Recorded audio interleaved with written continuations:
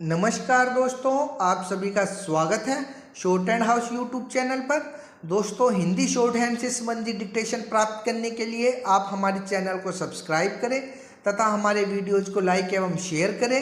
यह dictation GD Bisht sir की उच्च गति लेखन पुस्तिका से उन्हीं की वॉइस में रहेगी, जिनका आप बार बार अभ्यास कीजिए तथा उसे ट्रांसक्राइब जरूर कीजिए।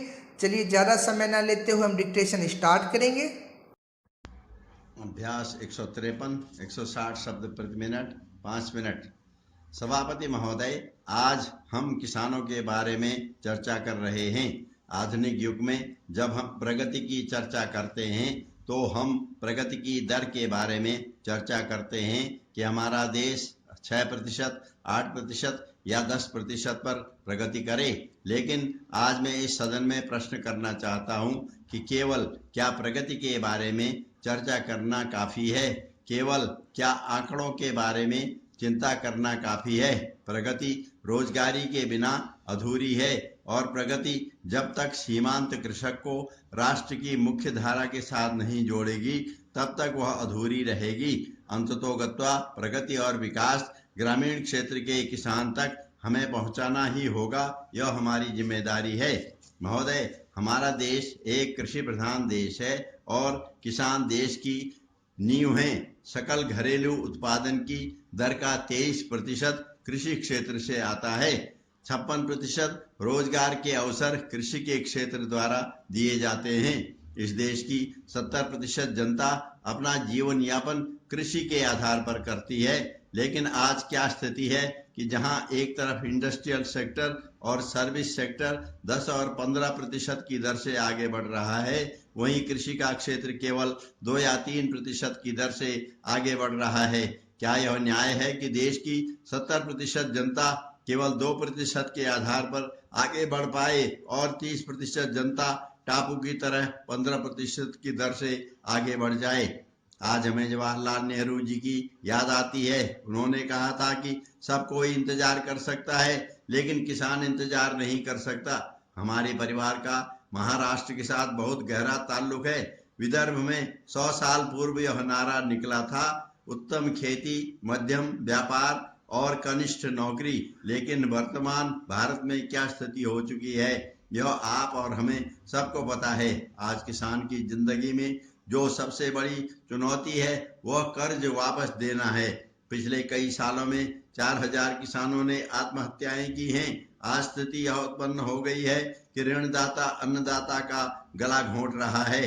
मध्य प्रदेश के एक किसान की कहानी है। उसके सामने कोई और साधन नहीं था तो उसने 20,000 रुपये का ऋण लिया।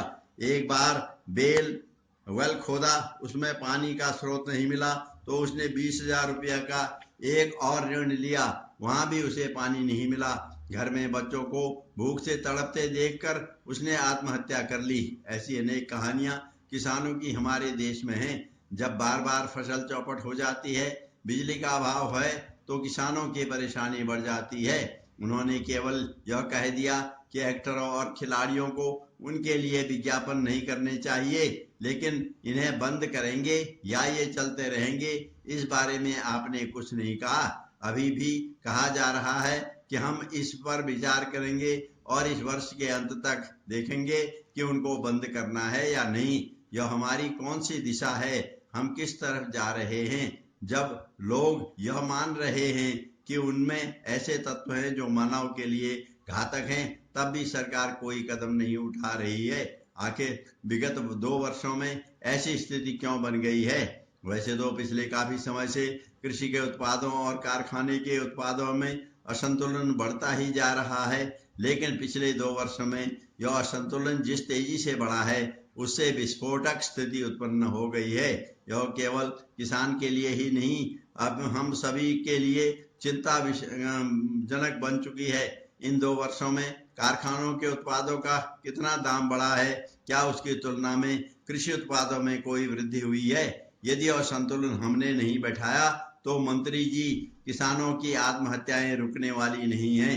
आज आप कितने पैकेज देंगे, आप पैकेज देते जाएंगे और किसान आत्महत्या करते रहेंगे क्योंकि उन पर कर्ज का भार अधिक पड़ रहा है। किसान के उपयोग की वस्तुओं में कितने प्रतिशत वृद्धि हुई है उसके पूरे आंकड़े आपके पास उपलब्ध होंगे। मैं आपसे अनुरोध करना चाहता हूं कि इस दिशा में आप तुरंत कदम उठाएं तथा खेती के उत्पादों और कारखाने के उत्पादों में संतुलन बैठाने के लिए नई व्यवस्था एवं उपाय खोजें और उन्हें तत्काल लागू करें। देश के किसानों की बढ़ती दुर्दशा को रोकने की दिशा में सरकार को जितनी तत्परता से कदम उठाना चाहिए था उसने नहीं उठाया है। मेरा यह स्पष्ट मत है कि इस देश के किसानों की अनदेखी प्रशासन द्वारा लगातार 20 वर्षों से की जा रही है, जबकि किसान हमारे देश की रीढ़ हैं। एक समय ऐसा भी था जब हमें विदेशों से सड़ा गेहूं आयात करके अपने लोगों को खिलाना पड़ता था।